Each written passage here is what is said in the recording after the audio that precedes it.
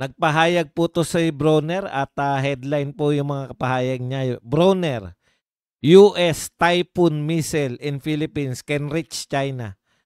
Biruin niyo po, no? Alam niyo sa pamagat pa lang, nakaka ngayon po ang trend po ngayon, winawakasan po ng US sa tulong po ni Donald Trump ay tumutulong po siya para wakasan yung mga kasalukuyang nasa digmaan, tulad po ng katatapos lang na digmaan dito sa ah, Gaza, diyan po sa may Israel, no, sa pagitan po ng Israeli forces at ito po mga Palestinian na actually Hamas po yung kalaban ng Israel. At tapos ngayon po, sa pamamagitan din po, namagitan din po si Donald Trump dito po sa pagitan ng Thailand at Cambodia. Ito po yung mga aktual na digmaan, may mga nagkapatayan po dito, no. Hindi ko maintindihan sa Pilipinas na yung ibang bansa nakikita na natin distraction. Panahon na po ng social media ngayon, General Bronner, alam na po ng mga tao sa Pilipinas kung gaano ka-destructive. Galing na rin tayo sa World War II, nakita rin natin kung gaano ka-destructive. Dito po sa hindi pa natatapos, meron pa rin pong remnants ng mga digmaan, hindi po matatawag na digmaan, ano yan, insurgency problem, yung mga bakbakan po ng ating mga militar at mga rebelde, hindi po matapos-tapos pa. Saksi po ang maraming mga Pilipino na napakahirap po na mabuhay sa isang digmaan, no? Ngayon nga po, ito po, yung pundigmaan ng Russia at Ukraine, hindi pa rin po natatapos. Bakit ba parang gustong-gusto nyo na magpahayag ng mga alanganin? Ano pong mahihita ninyo kung sabihin ninyo na yung Typhoon missile ng US, una, pinagmalaki nyo pa na meron Typhoon US yung United States of America ay mayroong Typhoon missile dito sa Pilipinas ngayon. Hindi po ba ganyan nga po yung pinag-aawayan dyan sa may Russia at Ukraine? Kaya nga po nilusob nitong Russia to Ukraine dahil gusto niya, no?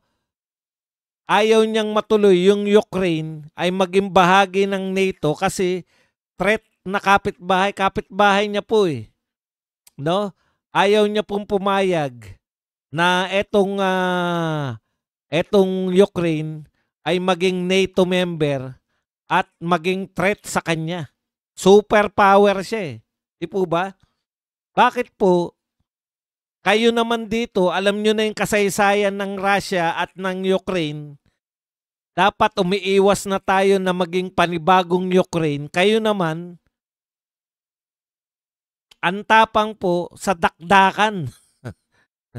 Ilang beses na po tayo. Sa West Philippines Sea po, ilang beses na tayong binomba ng kanyon, hindi po tayo gumaganti ng bomba ng tubig lang. Nilusob pa nga, nakita natin sa video, yung isang natin, nilusob na. Pinutas. Pinutas po yung ating rubber boat, no, ng mga Chinese. Wala tayong ginagawa. Binibidyo lang natin at ilalabas natin sa buong mundo para tayo magmakaawa. Ngayon, pinayagan na natin na may US missile dito sa Pilipinas. Tapos, ipagmamalaki mo pa na itong US missile na to ay pwedeng umabot ng China. Ano ba naman yan? Ayan, no? The United States deployed Mid-Range Capability MRC missile system, also known as Typhoon Weapon System, is stationed in the Philippines, has a range that could reach mainland China. Ito po ay kinumpirma ni Romeo Bronner. Okay. However, General Bronner emphasized that the deployment of U.S. military assets in the country is not specifically aimed at China, but is intended for training purposes and to bolster credible deterrence. If China should care if we are strengthening our armed forces of the Philippines to defend our country against any threats. Alam nyo, ang tawag nyo po riyan, strengthening our armed forces? Talaga? Bakit atin ba yan? Kontrolado ba natin? Binili ba natin yung missile? Sa US yan eh. Nag-deploy sila dito sa Pilipinas, malamang sa EDCA. Sa EDCA nakalagay yan. Para saan? Threat sa China.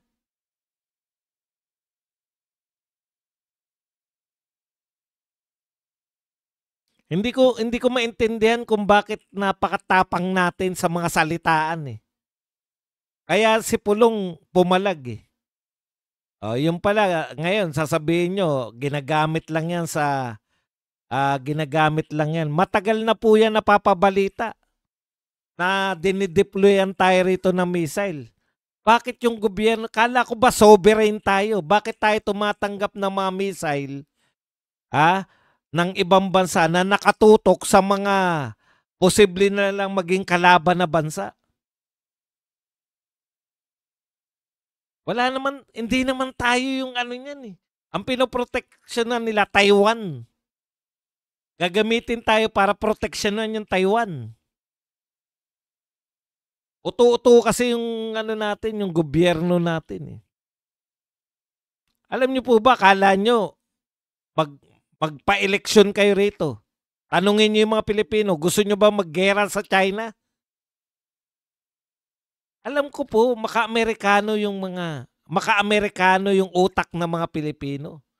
Wala namang problema dun dahil tayo lang po ang bansa na mula grade 1 meron ng English subject. Ano yung English subject na yan? American English po yan.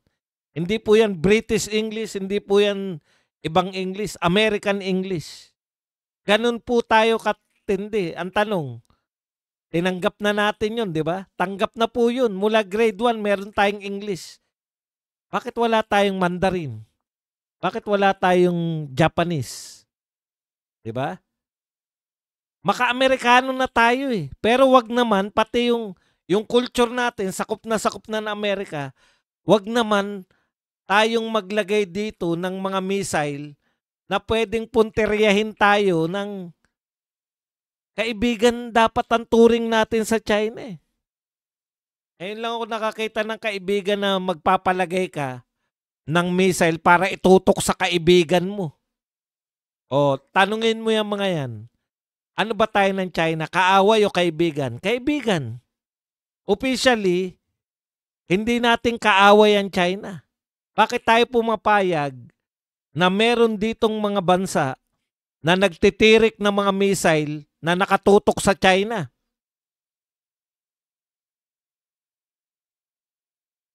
Matapang yung US. Sila nagpapatakbo niyan. Di naman atin yung missile na yan eh. Sa US po yan. Kaya nga po tayo tinayuan ng EDCA eh. Nakita nyo na ngayon yung pambubudol nila sa EDCA. Ano sabi nila nung araw?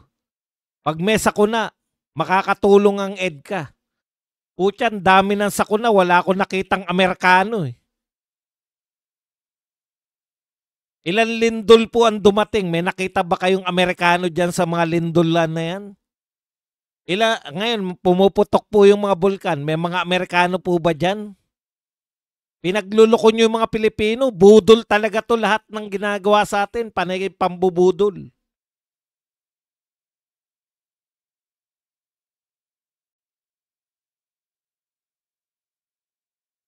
EDCA daw. Kaya daw itatayo EDCA para tumulong sa kalamidad. Ilang baha, ilang lindol. Wala kami nakitang EDCA. O, ito po ang pahayag ni Pulong Duterte.